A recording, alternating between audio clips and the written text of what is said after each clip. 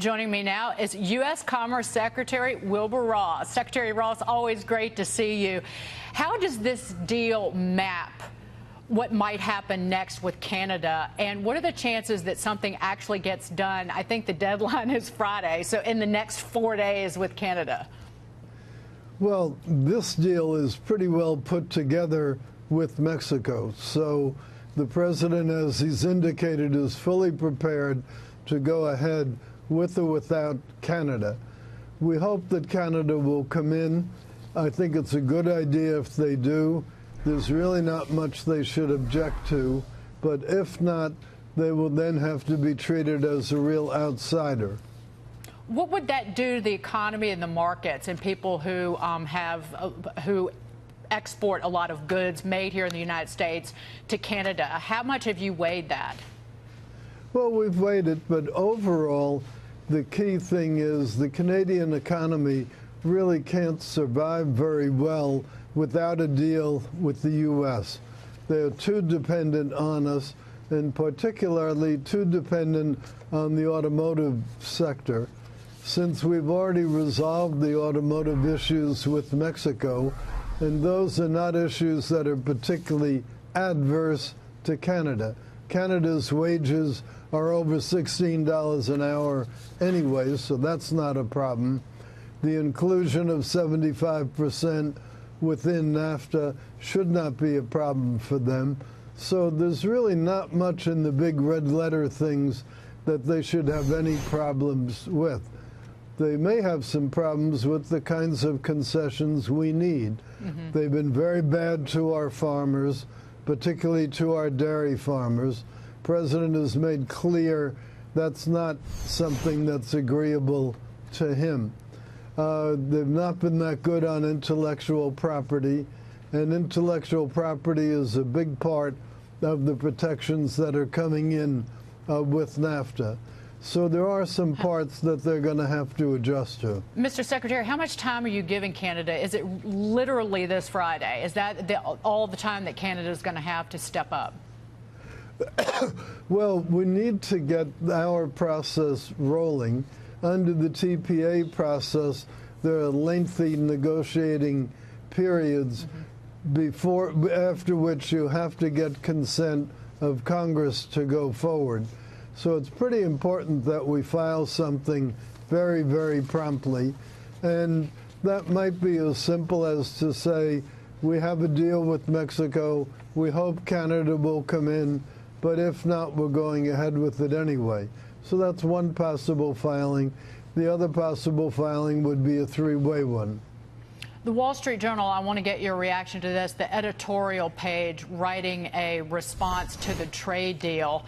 The title of the editorial is Half a NAFTA.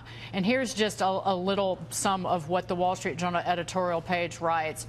This deal contains some improvements, but is notably worse in many ways, so worse than the original NAFTA agreement.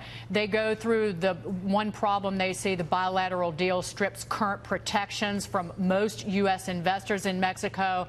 They also don't like the new red tape and cost on our auto industry to punish imports. I want to get your response to that. And they also essentially say it's a handout to the unions to woo Democratic votes. Well, one of the purposes is to put wages up in Mexico. Think about it. Long term, how can we compete with $20+ an hour wages in our automotive if their wages are around $4? So there is a need to put their wages up. Putting their wages up will also have the effect of opening more consumer markets for American products.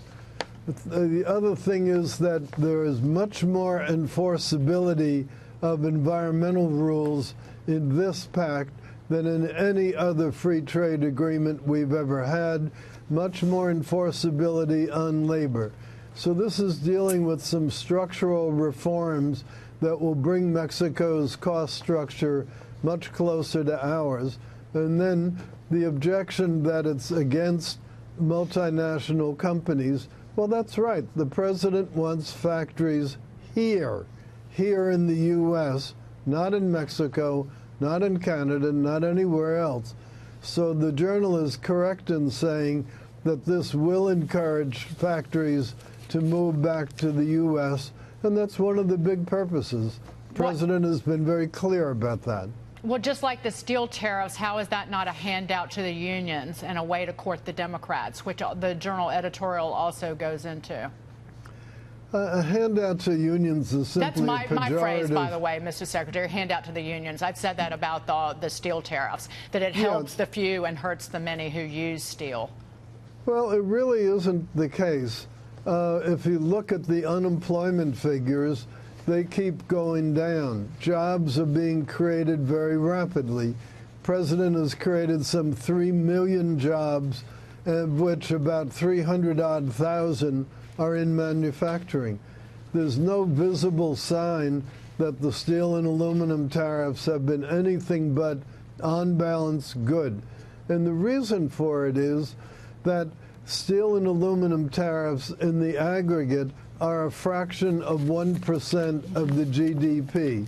So anybody who thinks that's going to destroy the consuming industries simply can't do the math right. But Mr. Secretary, a lot of people, not just myself, view the fact that you've had thousands of waiver applications from these steel tariffs, greater complexity as businesses try to figure out if they're going to get hit with a tariff that might be down the road, say on goods that are imported into the United States from China. That adds regulation. It adds a layer of complexity, if you will. It makes Washington swampier.